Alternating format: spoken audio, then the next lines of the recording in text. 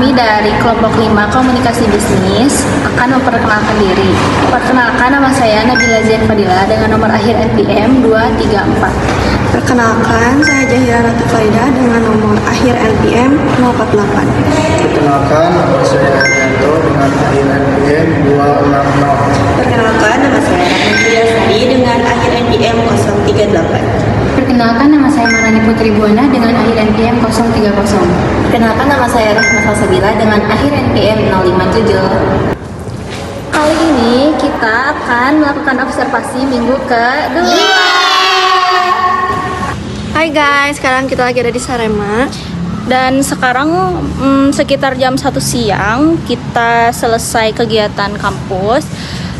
Jujur aja udah mulai capek dan juga lapar ya. Dan biasanya kayak gini tuh yang kepikiran cuma apa guys?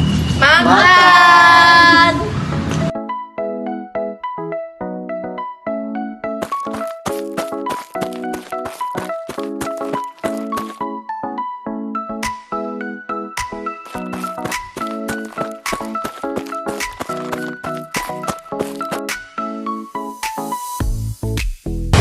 Nah ini dia mau makan nasi.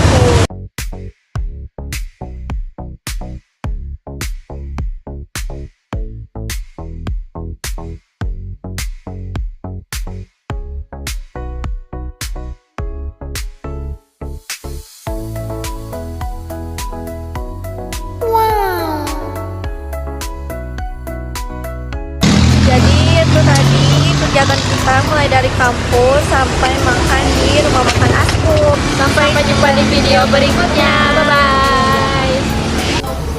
Halo guys, selamat siang. Jadi setelah minggu kemarin kita melakukan observasi pertama, kita jadi tahu nih apa yang dibutuhkan oleh UMKM warung makan asli Kuningan 1 ini. Nah, maka dari itu kita akan melanjutkan video tentang edukasi awal kepada owner terkait laporan keuangan, mengklasifikasikan transaksi-transaksi yang sudah terjadi 1 bulan terakhir, dan mengevaluasi apakah mitra memahami atau tidak laporan keuangan yang sudah kita buat. Yuk, let's go! Jadi di sini kita sudah membuatkan laporan keuangan yang secara sederhana. Nah, di dalamnya itu ada data awal, COA, rekap harian, jurnal umum, neraca saldo, dan tabel HPP, serta tabel penentuan harga jual, dan juga laporan laba rugi.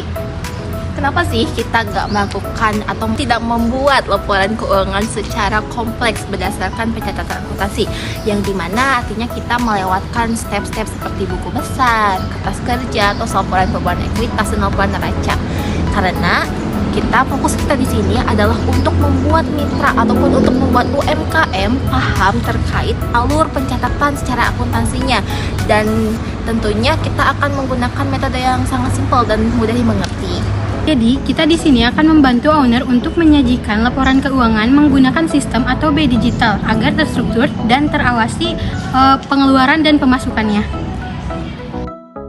Oke, kali ini kita lagi jelasin ke ibu owner warung nasi asli Kuningan terkait laporan keuangan sederhana dan juga pemahaman secara akuntansi.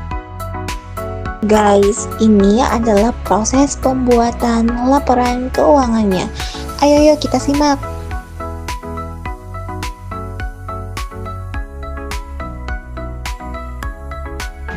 Di video ini, saya akan menjelaskan cara penggunaan sheet analisis laporan keuangan warung Askum.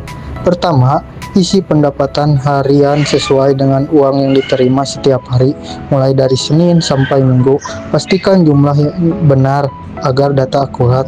Kedua, setelah 1 minggu terisi, bandingkan pendapatan setiap hari untuk mengetahui hari ramai dan hari sepi. Dari situ, kita bisa menentukan strategi seperti menambah stok atau membuat promo. Ketiga, gunakan rumus penjumlahan untuk mengetahui total pendapatan dan rata-rata harian agar perhitungan lebih cepat dan mengurangi kesalahan. Terakhir, pada bagian menu dan harga, catat semua daftar menu beserta harga dan perbaharui jika ada perubahan. Dengan mengisi sheet ini secara rutin dan disiplin, kita bisa mengontrol dan mengembangkan usaha dengan baik. Nah, di bagian ini aku bakal ngejelasin tentang Chart of Account atau COA. COA itu sebenarnya daftar kode akun yang dipakai dalam sistem akuntansi. Jadi, fungsinya buat ngelompokin semua transaksi biar pencatatan lebih rapi dan gampang dianalisis. Di tabel ini kita pakai kode angka untuk bedain jenis akun. Contohnya, kode 1 itu buat akun aset, kayak kas, perlengkapan, dan peralatan. Lalu kode 3 dipakai untuk modal yang nunjukin kepemilikan pemilik usaha. Kemudian kode 4 untuk pendapatan, di sini ada akun penjualan. Sedangkan kode 5 dipakai untuk beban, misalnya beban bahan baku, gaji, listrik, dan operasional. Dengan adanya COA ini, semua transaksi nanti bisa langsung masuk ke akun yang sesuai. Jadi waktu bikin laporan keuangan kayak laba rugi atau neraca itu lebih mudah dan sistematis. Di sini saya akan menjelaskan tentang jurnal umum. Jurnal umum adalah tempat pertama kali semua transaksi dicatat sebelum dipindahkan ke buku besar. Setiap transaksi seperti pembelian, pembayaran beban, atau penjualan dicatat dengan mencantumkan tanggal, akun yang terlibat, serta jumlah debit dan kreditnya. Pencatatannya menggunakan sistem double entry, artinya setiap transaksi mempengaruhi minimal 2 akun, satu di sisi debit dan satu di sisi kredit dengan jumlah yang harus sama. Contohnya, saat menerima penjualan tunai, kas dicatat di debit dan penjualan di kredit. Jika membayar beban listrik dicatat di debit dan kas di kredit. Jadi, jurnal umum merupakan tahap awal dalam siklus akuntansi dan menjadi dasar sebelum penyusunan laporan keuangan.